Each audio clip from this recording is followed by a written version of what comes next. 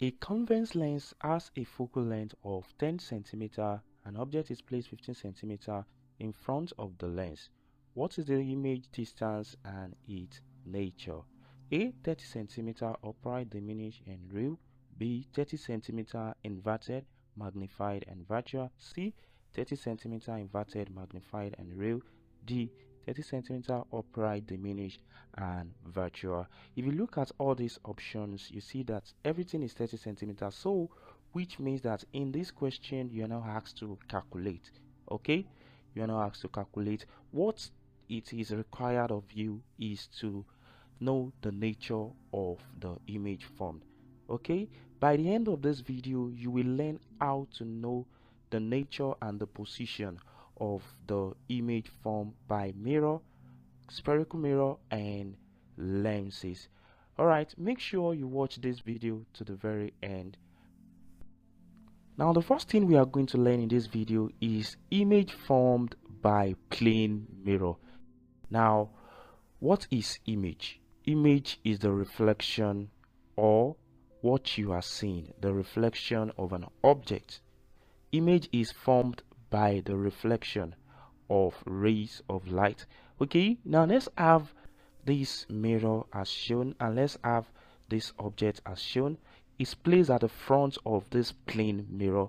Now we can see in the mirror that we have the image of this object. We have the image that is being reflected, that is being shown in the mirror. Okay, now when we try to measure the distance between the object and the mirror, let's call it U, object distance. Let's measure the distance between the image and the mirror. Here you are going to use construction to do this. Now you have V. Let's call the distance V. For plane mirror, the distance between the object and the mirror is equal or the same to the distance between the image and the mirror. Now, as we can all see that the same size is being shown in the mirror. Image size is still the same thing as what? Object size. Another property of image formed by plane mirror which we should know is what I just shown you. Now you have an object which is some letters which are L and C. Now look at how it is being shown as image in the mirror. This is what is known as laterally inversion.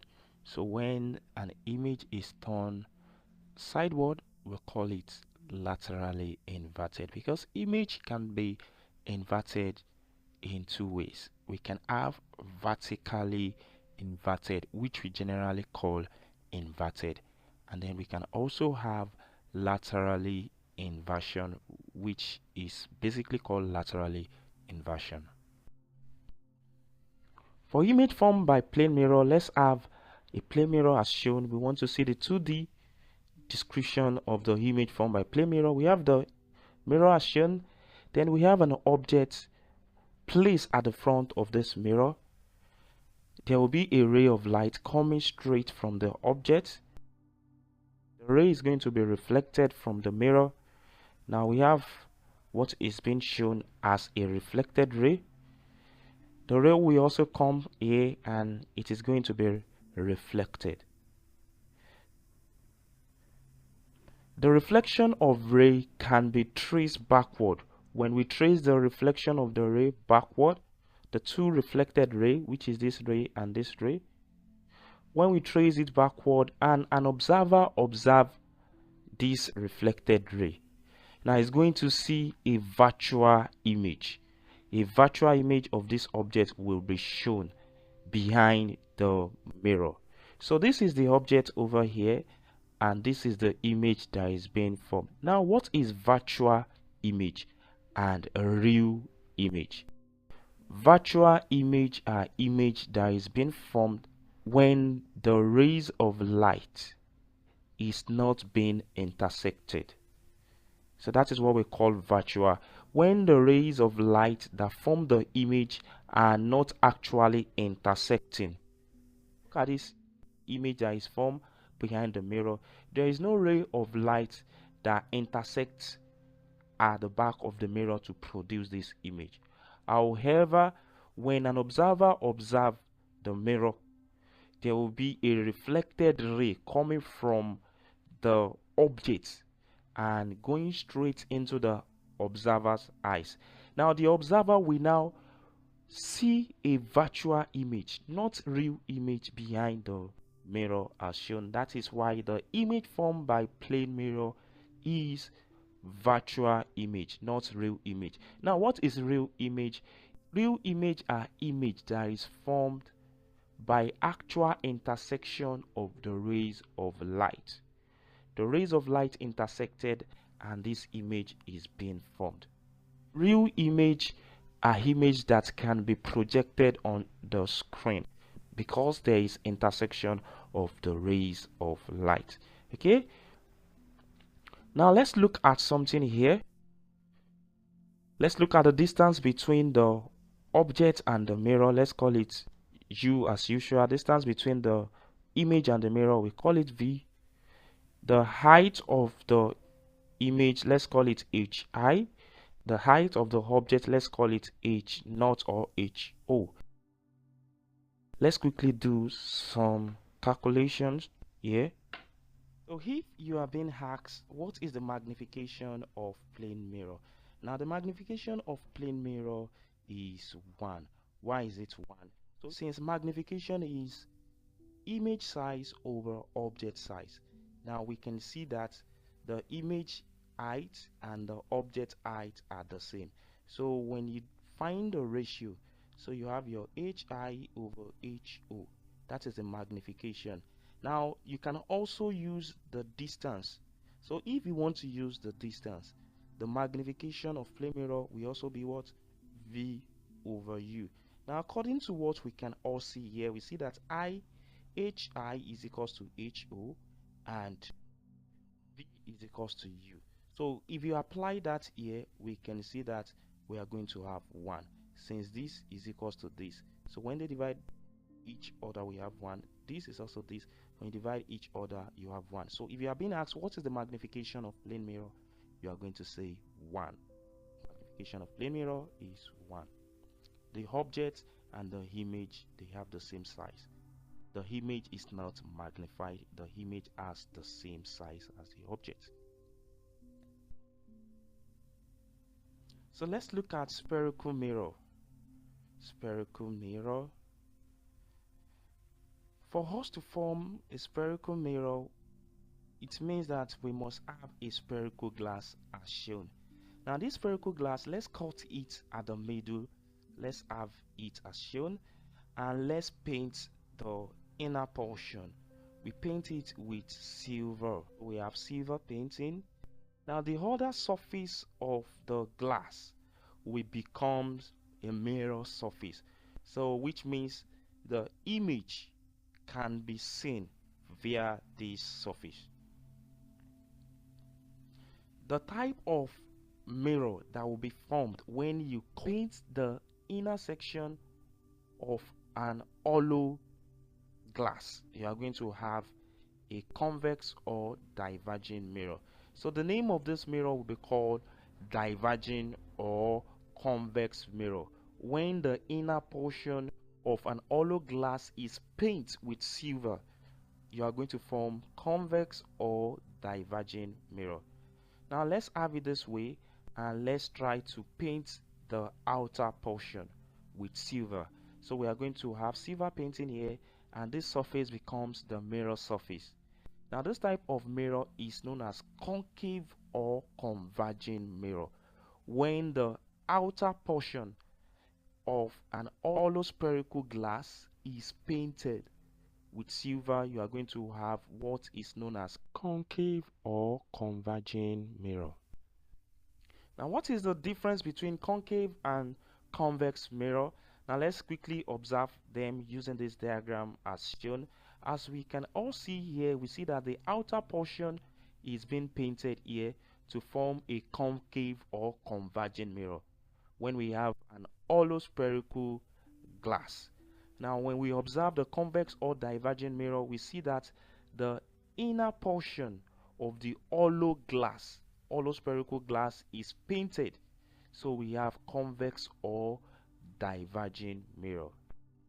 So let's have something that looks like this, and let's connect these two guys together. When we try to connect these two guys together, we draw a straight line. Now this type of line that passes through the center, we call it principal axis. Principal axis. Now let's draw back our spherical glass. And this is our spherical glass here. Now this is the center of this spherical glass here as shown. The center. Now the center, we call it center of curvature. So the center of the spherical glass that form either concave or convex mirror, we call the center of curvature. Let's have a concave mirror as shown, and let's try to find the sphere that form this concave mirror. So let's draw it. Now we have this, which is a sphere that this mirror is cut from. Now this sphere is going to have a diameter as shown. Don't forget, make sure that the diameter is cutting the mirror into two equal parts as well. Now this diameter is going to have a center. Now this center is known as the center of curvature. Center of curvature for this mirror, this concave mirror. This same concave mirror is going to have something we call pole. What is the pole? Pole is on the surface of this mirror. Now look at it. We have 2p here. Let me just tell you, it is 1. It is 1. Okay. Now this is an hollow mirror, an hollow solid. There is a space in between here. So I just try to reflect this pole here at the center here. Okay. So this is called pole. This is called pole. A straight line that joins the pole and the center of curvature. This straight line that we draw, which is the diameter of this sphere, is known as principal axis. It's known as principal axis. It's known as principal axis. Now the distance between this pole and this center is known as the radius of curvature, because this is the radius of how curved this spherical mirror is. This concave spherical mirror is. Now if you divide the radius into 2, the radius, which means the distance between the pole and the center of curvature, you find the middle. The middle portion is known as the focal point. The middle is called the focal point. The middle is called the focal point. Okay. Now why is this called converging mirror? Why is concave mirror called converging mirror? You are going to see the reason why it is called converging mirror. Now let's try to have some rays of light that are parallel to this principal axis. Now let's try to observe how they are going to be reflected. Let's have the first ray as shown. The first ray reflected and passed through the focal point F. Let's have the second ray. The second ray also reflect from the mirror and pass through F. The third ray reflect, pass through F. The fourth, which pass through the principal axis. Now look at all these rays of light. They are all parallel to the principal axis. So any ray of light that is parallel to the principal axis to this mirror, all of them are being reflected towards a particular point. And what is the name of the point? Focal point. A ray of light that is parallel to the principal axis and the ray of light moves to the surface of concave mirror, those ray of light will be reflected and converge towards a particular point that is known as focal point. That is why we call this mirror converging mirror, because the rays of light are converging towards a particular point, which is known as focal point. Now any ray of light that pass through the principal axis will reverse its direction along the principal axis. Any ray of light that passes through the principal axis will reflect its direction along the principal axis. So this is why it is called converging mirror. Focal point is the point of convergence of ray of light that is reflected on the surface of concave mirror. So all the ray of light will converge at the focal point for concave mirror. Let's have this type of mirror, which is diverging mirror, convex mirror. Why is it called convex mirror or diverging mirror? The same way, let's have the sphere as shown. So let's have the line that pass through. Now let's have the center, the focal point, which is the middle of the pole of this mirror, and the center of curvature. So we have the focal point as shown here. Now let's try to observe the ray of light that will be coming towards the mirror surface. Those rays of light will be parallel to the principal axis, and let's see what will happen. Now the first ray of light, we see that it is going to reflect on this surface. This is mirror. It's going to reflect and diverge. Okay, now we have the second one, reflect, diverge. The third one, reflect, diverge. The fourth one that passed through the principal axis is going to be reflected back along the principal axis. Now the fifth one, diverge. This one also. Now this one also diverge. Now this one also diverge. Now if we observe the divergence of all these rays of light, they will appear as if they diverge from the focal point at the back here. So they appear that they diverge away from the focal point. So that is why this mirror is called diverging mirror, because it diverges the rays of light. Now convex or diverging mirror, that is the name of this mirror. Now we can see here that the focal point here is the point of divergence of ray of light that is reflected on the surface of convex mirror. So this is another definition of focal point using convex mirror, the point of divergence of ray of light that is reflected on the surface of convex mirror. Now let's have a generalized definition for focal point. So which means focal point is the point at which the rays of light reflecting from mirror surface appears to converge. When it converges, it means that we have converging mirror, concave mirror, converge or focus, or diverge. When it diverge, it means we have convex or diverging mirror. Any diagram that looks like this is called concave mirror. So let's have the sphere as shown. Let's have the pole as shown, the pole of this mirror. Now let's have the center of curvature. Let's have the radius of curvature. Distance between the center and the pole is called radius of curvature. Let's have the middle, the center, which is called the focal point. Okay, now the distance between the focal point and the pole is called the focal length. Focal length, and focal length is equals to the radius of curvature, distance from here to here, divided by 2. So the radius of curvature divided by 2 is called the focal length. You can be given the radius of curvature and you are asked to find the focal length. So what are you going to use?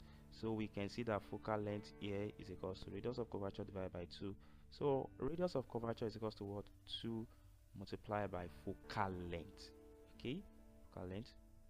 Nature and position of image formed by concave or converging mirror.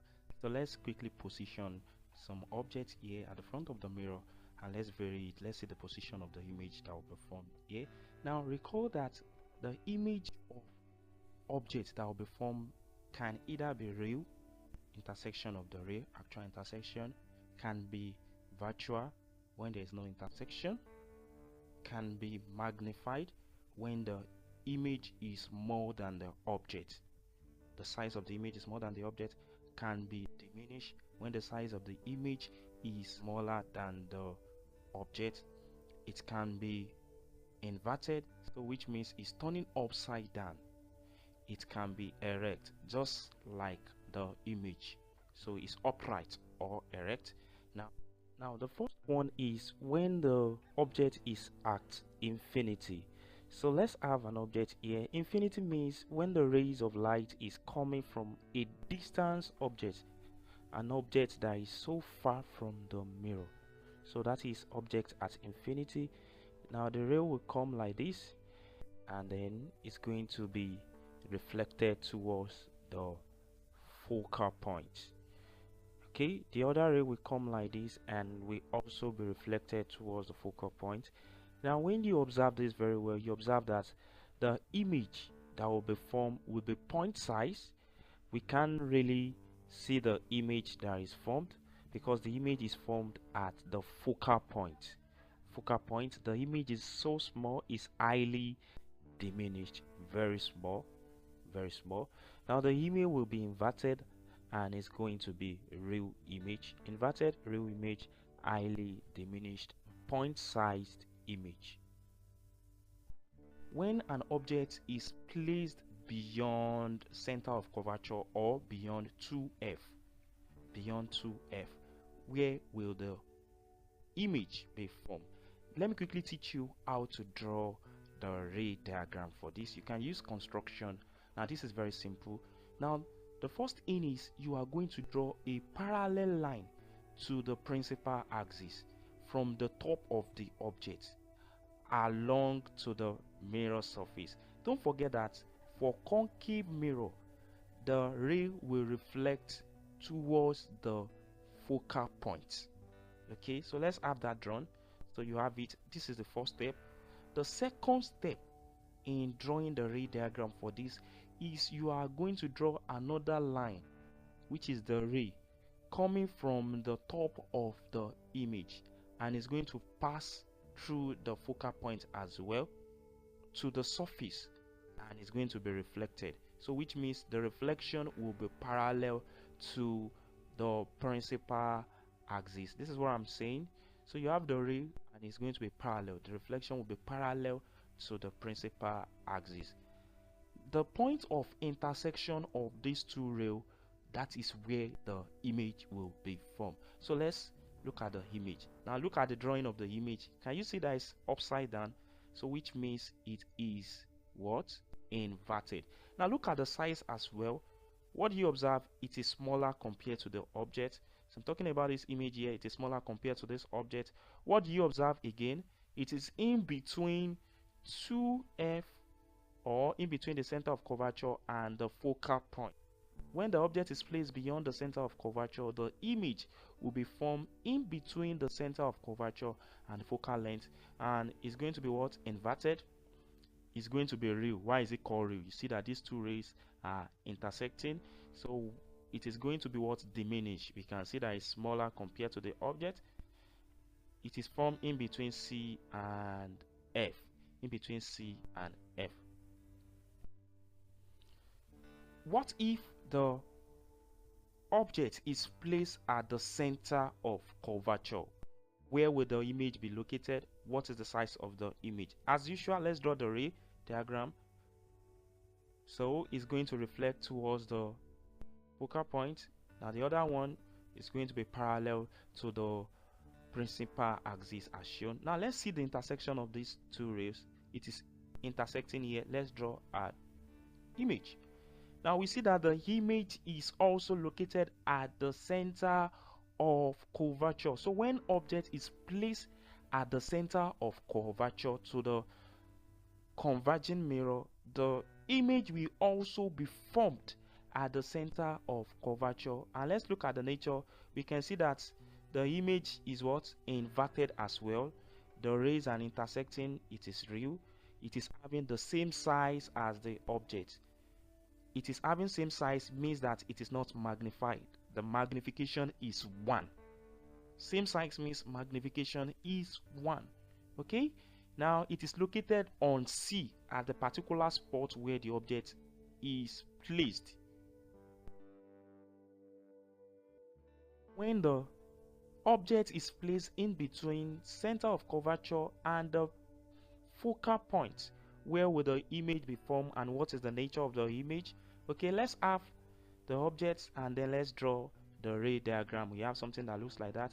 Now, can you see something? The ray will pass through the focal point and reflect like this. For the image, this is the image here. Now, what did you observe concerning the image? The first thing that we observe concerning the image is that it is inverted as well. We can see that the rays are intersecting. It is a real image. Now, it is bigger than the object, so which means it is magnified or enlarged. Magnified or enlarged. So the magnification here is greater than 1. Okay, it is located, look at the location, beyond C, beyond the center of curvature. So when an object is placed in between center of curvature and the focal point, the image will be formed beyond the center of curvature. Now let me give you the trick here. This is where the trick lies. If an object is placed beyond center of curvature, as you are moving it closer, coming like this, closer, coming like this, closer, coming like this, the image will start increasing in size. Now don't forget that when the image is beyond center of curvature, it will be diminished, small. Okay, now as it is now being drawn closer to center of curvature, it will be increasing in size bit by bit until it gets to the center of curvature, where the image size is exactly as the object size. Okay, so if we continue to shift it again, the image will start increasing in size, so which means the magnification will now start. Higher magnification will now start from what? When you move away from C. The closer you are to the concave mirror, the bigger the size of the image that is being formed. That is just the trick here. So now when the object is placed in between the center of curvature and the focal point, you see it is more than the center of curvature here, so which means you are going to have an enlarged or magnified image. Okay, so the same thing when it is placed at the focal point. Now this one is very funny. The first thing is you draw the ray of light as seen. Now let me ask you a question. How are you going to draw the ray of light from the top towards the focal point? It is very difficult for you to draw it, isn't it? Now you are going to do something like this. You draw a ray from the focal point towards this end like this as shown, so which means that the image will be formed at an infinity, at a very far distance at infinity. So when an object is placed at the focal point, the image will be formed at infinity. Now mind you, look at these two rays. You observe that they will later intersect at infinity. When they intersect at infinity, it means that you are going to have an enlarged, very magnified image that is magnified, but it is going to be formed at infinity. It's going to be erect and it's going to be virtual, because there is no intersection of the ray of light here. Virtual, magnified, erect.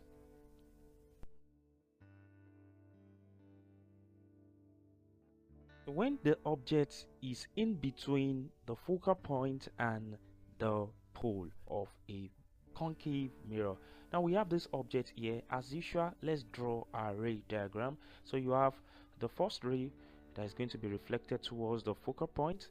Now the second ray, so we need to connect the center of curvature and the top of the object.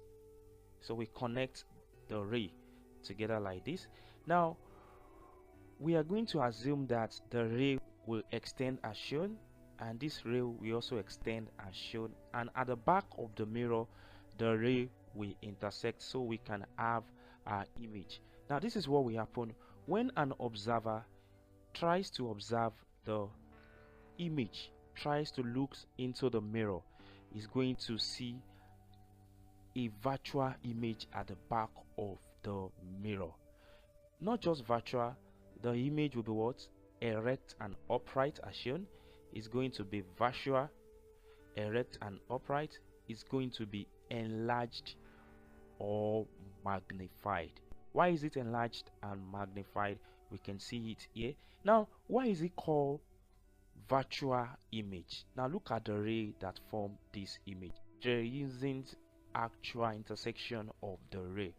We just try to extend the ray like this just to form a virtual image. Image will also be formed at the back of the mirror. The other one we have been observing are at the front of the mirror. For the image formed by convex or diverging mirror, let's look at it. Now, regardless of any position you are placing object at the front of convex mirror, the image that will be formed is going to be virtual, diminished, erect, and it's going to be at the back of the mirror. What will be the nature of the image form? Now we have our object as shown. Then we are going to draw the first rail, and it's going to be reflected, diverge on the mirror surface. Now we have the second rail, which we are going to connect to the focal point on the other side. Now just imagine what will happen if the ray is coming like this. The ray will be reflected and diverge as shown. Okay, now virtually the two rays that we want to use to form image are not intersecting. Are they intersecting? No. Then how do we form the intersection? So we are going to draw a ray coming from the focal point towards this, because this ray here will diverge. It will appear as if it's diverging from this focal point. Okay, the second one, which we want to try to connect this ray with this point here, which is the center of curvature as usual. Now look at what happened. We can see that the imaginary rail has intersected. Now we have what is known as a virtual image, because the actual rails are not intersecting. Now when an observer now tries to look at this mirror, this convex mirror, is going to see an image which is going to be a virtual image. Now what is the nature of this image? We have it being erect, which is also called upright. It is virtual. It is diminished because it is very small. Diminished, virtual, erect, and at the back of the mirror. So regardless of the position of objects that is placed before the convex mirror, we are going to have an erect image, a virtual image, a diminished image, and the image will be formed at the back of the mirror. In this video, we have learned the nature of image formed by concave or converging mirror and convex or diverging mirror. Subsequently, which is going to be the concluding part of this video, we are going to learn the nature of image formed by lenses. Then we are going to solve the question that was shown at the beginning of this video. Make sure you watch the second video. If you haven't subscribed to this channel, kindly subscribe to this channel, click on the notification icon, like, share this video, and comment your view about this video. Alright, watch the concluding part now.